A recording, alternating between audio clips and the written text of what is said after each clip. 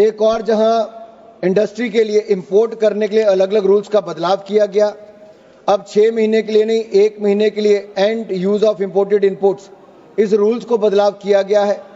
और जो इनको मंथली स्टेटमेंट देनी पड़ती थी, अब इसको क्वार्टरली स्टेटमेंट कर दिया, तिमाही स्टेटमेंट किया है।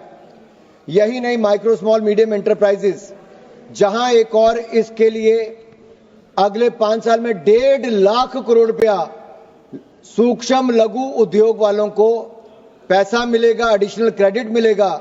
वहीं पर एमएसएमई की जो डेफिनेशन है उसको बदलने का भी, इन्वेस्टमेंट और उसकी टर्नओवर को भी 2.5 गुना और दुगना करने का ऐतिहासिक निर्णय ये मोदी सरकार ने लिया। इसके लिए मैं उनका आभार प्रकट करता हूं। अध्यक्ष जी, पूर्व की सरकार, अगर आप यूपीए की सरकार को देखेंगे तो उसमें scam scam scam, policy paralysis की बात, फोन बैंकिंग की बात और ऐसी ही बातें आती थी कि मित्रों की सरकार उनको कहा जाता था। आज यही नहीं, आज वो शेकी ग्राउंड पर होती थी, आज स्टेबल ग्राउंड कहीं पर दी है तो नरेंद्र मोदी जी की सरकार ने दी है। हमने जहां एक और बैंकिंग व्यवस्था को सुधारा है, लेकिन मुझे चिंता इस बात की है कि हमारे जो विपक्ष के एक नेता हैं, हमारे पीएससी कमेटी में आप भी हैं, आज जब निशिकांत दुबे जी कह रहे थे तो उन्होंने कहा रेवेन्यू फोरगॉन की बात निशिकांत दुबे जी कर रहे थे, लेकिन पीएससी कमेटी के चेयरमैन अगर रेवेन्यू फोरगॉन और राइट ऑफ में अंतर नहीं समझते हैं तो एक बड़ा प्रश्न चिन्ह खड़ा हो जाता है साहब। विपक्ष कहां पर है, किस हालत में है, समझता भी है कि नहीं समझता है, यह अपने आप में सवाल खड़ा करता है। रेवेन्यू फोरगॉन क्या है साहब? जो एक टैक्स सरकार को आना है, जो पोटेंशियल टैक्स रेवेन्यू आना है, वो सरकार की किसी नीति जहां पे आप टैक्स एग्जम्पशन देते हो, डिडक्शन देते हो, इंसेंटिव देते हो, जिसके कारण आपका चला जाता हो टैक्स, वो रेवेन्यू फोरगॉन है। लेकिन जहां पर आप राइट ऑफ की बात करते हैं तो बैंक जहां पे अपनी राइट ऑफ, बड़ा विस्तार में निर्मला जी स्टेटमेंट है, वो मैं बताता हूं कि उन्होंने साफ तौर पे कहा है कि राइट ऑफ करने का मतलब ये नहीं कि पैसा छोड़ दिया है। बैंक उनको लेने के लिए चाहे कहीं पर भी जाए, चाहे उनको कोर्ट जाना पड़े, डेट रिकवरी ट्रिब्यूनल में जाना पड़े, enforcement of security interest act के अंतर्गत फाइल करना पड़े, ऐसा सारी तरह उसमें प्रावधान है, उसमें करना है। लेकिन ये इस तरह का जो देखने को मिला, इसमें अपने आप में विपक्ष पर प्रश्न चिन्ह खड़े होते हैं। सर, यहां पर एक बात कही गई, कब्र से खोदने की बातें की गई, कहा कि कब्रें क्यों खोदते हो, गड़े मुर्दे क्यों उखाड़ते हो। मैं भी ये कहना चाहता हूं, दुनिया कहां की कहां पहुंच गई। ये लोग अभी भी 17वीं शताब्दी में मुगलियाई सोच के साथ ही चल रहे हैं। इनके आइडियल तो राणा सांगा, शिवाजी महाराज, महाराणा प्रताप होने चाहिए थे, लेकिन बाबा और औरंगजेब को याद करने में ये लोग लगे हैं। मैं तो इसमें एक बात कहूंगा, जो दरिंदा खा गया अपना पूरा परिवार, फक्र से आज शरियाए दीवानों को मोहब्बत है उसकी कब्र से। और जिसने जाजिया टैक्स लगाने का काम किया था, जिसने जाजिया टैक्स लगाने का काम किया था, आज उसको ये लोग याद करते हैं। जिसने धर्म के नाम पर हिंदुओं पर टैक्स लगाने का काम किया था, आज उसकी कब्र को याद करने का काम ये करते हैं। आप फाइनेंस बिल पे, और यही नहीं, इसके अलावा याद करिए इंदिरा गांधी जी का समय 93.5%, आप 93.5% टैक्स लगाने का काम, आप फाइनेंस पे 93.5% टैक्स लगाने का काम इंदिरा गांधी जी ने किया था। आज नरेंद्र मोदी जी की सरकार है जिसने 12 लाख तक जीरो टैक्स किया है, कोई टैक्स नहीं लगाया, टैक्स माफ करने का काम किया। और जहां तक जीएसटी अपीलेट ट्रिब्यूनल की बात है, जीएसटी अपीलेट ट्रिब्यूनल भी हमने बना दिया है, संजय मिश्रा जी उसके चेयरमैन हैं। यही नहीं सर, मैं एक बात आपसे और कहना चाहता हूं, अगर आप राणा सांगा की बात कही गई, ये विपक्ष के नेताओं से मैं कहना चाहता हूं, हमारे पूर्वज, हमारे नायक भारत के गौरव, ये इनको अपमानित करने का बार बार प्रयास करते हैं, उनकी छवि को धूमिल करने की इनकी आदत बन गई है। सर, मैं पूछना चाहता हूं, वोट बैंक के लिए स्वाभिमान को कितनी छोड़ दोगे, कितना नीचे गिर जाओगे? मैं कहूंगा, वीर कभी मरते नहीं, वो सदा जिंदा रहते हैं, कभी दिलों में, कभी इतिहास में अमर रहते हैं।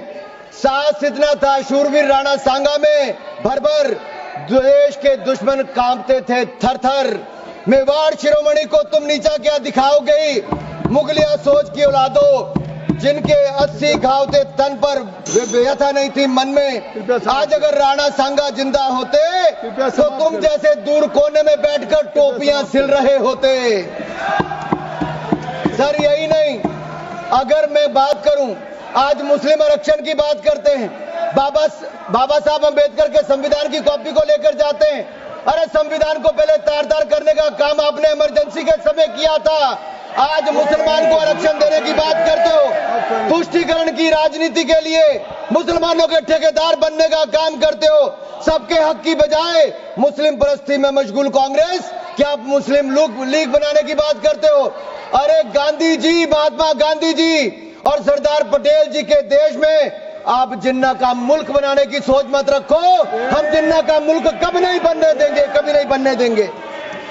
माननीय अध्यक्ष जी, माननीय सभापति जी, ये बात करते थे जॉब क्रिएशन की। आप फाइनेंस बिल्कुल। माननीय सभापति जी, ये जॉब क्रिएशन की बात करते थे। मैं कहना चाहता हूं, हमने पिछले साल ही 4.6 करोड़ नई जॉब्स, नया रोजगार अगर हुआ है तो इस देश में नरेंद्र मोदी जी की सरकार हमारे प्रयासों कर। स्टार्टअप्स भी 1,60,000 तक हो गए। यही नहीं, कोविड के बाद भी उससे लड़ने, उससे निकालकर हमने मॉरिटोरियम पीरियड भी दिया। 4 लाख करोड़ रुपया बैंकों के माध्यम से देश के काम करने वाले व्यापारियों को नरेंद्र मोदी जी की गारंटी पर 20% एडिशनल वर्किंग कैपिटल हमारी सरकार ने दिया था। आपके समय 12 में से 11 बैंक पीसीए फ्रेमवर्क में थे। देश की जनता का पैसा लगा, बैंक डूब जाते, लेकिन नरेंद्र मोदी जी की सरकार आने के बाद 12 के 12 बैंक आज मुनाफे में, मजबूत स्थिति में है। यही नहीं, ईज ऑफ डूइंग बिजनेस में हमने लगातार प्रयास किया। $709 बिलियन आज एफडीआई हमारे देश में आई है। जहां तक आप किसानों की बात करते हो, 3,60,000 करोड़ रुपया पीएम किसान सम्मान निधि के माध्यम से हमने किसानों को देने का काम किया है। हमने किसानों को बैंकिंग सेक्टर के माध्यम से, जहां 2013-14 में 7,30,000 करोड़ मिला था, आज उससे बढ़ाकर 25,48,000 करोड़ रुपया किसानों को देने का काम मोदी सरकार ने किया है। यही नहीं, सबका साथ सबका विकास क्या होता है। 2014 में 8 एम्स थे, आज 24 एम्स है। 380 मेडिकल कॉलेज थे, आज 706 मेडिकल कॉलेज है। दुगने से ज्यादा मेडिकल की सीटें हो गई। अगले 5 साल में 75,000 एमबीबीएस की सीटें और जोड़ दी जाएंगी। हम करने जा रहे 10,000 एमबीबीएस की सीटें इस साल करेंगे। यही नहीं, 708 यूनिवर्सिटी थी, आज 1150 यूनिवर्सिटीज हो गई। 96,000 किलोमीटर नेशनल हाईवे थे, आज 1,60,000 किलोमीटर हो गए। 74 एयरपोर्ट थे, आज 160। समाप्त करें मेरे सर 5 मिनट और बचे हैं सर मेरे अभी। नहीं। सर मेरा 5:34 तक समय सर मेरा। आप नहीं सर, यही नहीं सर, ट्रिपल आईटी सर 9 से बढ़कर 25 हो गए। और सर हमने इसमें भी प्रावधान किया है कि अब आईआईटी में 5 आईटी में 6500 सीटों को और बढ़ाने का काम हम इसी साल इसी बजट में करने का प्रावधान कर रहे हैं सर। यही नहीं सर, हमने जो जन औषधि केंद्र है, आपके समय मात्र 80 जन औषधि केंद्र थे, आज 15,000 जन औषधि केंद्र हो गए। और पीएम जन आरोग्य योजना के माध्यम से भी आज करोड़ों रुपए बचाने का काम आम जनमानस का हुआ है। सस्ती दवाई देने का काम भी, मुफ्त इलाज करवाने का काम भी आज आयुष्मान भारत के अंदर हुआ तो नरेंद्र मोदी की सरकार के कारण हुआ है। यही नहीं sir, production link incentive scheme हमने निर्भरता, चाहे इलेक्ट्रॉनिक गुड्स हो या फार्मास्यूटिकल की बात हो। सर आप इसमें देखिए, आज से 7 साल पहले देश में मोबाइल फोन बाहर से आता था, लेकिन पीएलआई स्कीम आने के बाद आज 1500 करोड़ रुपए का एक्सपोर्ट नहीं, 1.5 लाख करोड़ रुपया निर्यात हमने मोबाइल फोन का किया है। और अब तो सेमीकंडक्टर चिप्स यहां पे बननी शुरू हो जाएंगी। दुनिया का कोई देश ऐसा नहीं होगा जहां पर आने वाले समय में सेमीकंडक्टर और चिप्स भारत की नहीं होगी, मेक इन इंडिया का बना हुआ जाएगा। यही नहीं सर, असम में भी दिलीप भाई ने यहाँ पे बैठे हैं, साइकिया जी, इन्होंने कहा। यही नहीं सर, भ्रष्टाचार और निकम्मेपन के कारण आपकी सरकारों के समय अर्थव्यवस्था जरा नीचे जा रही थी, लेकिन आज हम पारदर्शिता भी लाए, जवाबदेही भी लेकर आए हैं। विकास पारदर्शिता के कारण हम दिखवा लेंगे समावेशी विकास की ओर हम देश को आगे लेके जा रहे हैं। सर यही नहीं, मैं आपसे 2-3 बातें और कहना चाहता हूं। अब समाप्त करें। आज हम प्रधानमंत्री नरेंद्र मोदी जी के नेतृत्व में कह सकते हैं, भारत भविष्य का इंतजार नहीं करेगा, बल्कि भविष्य भारत का इंतजार कर रहा होगा।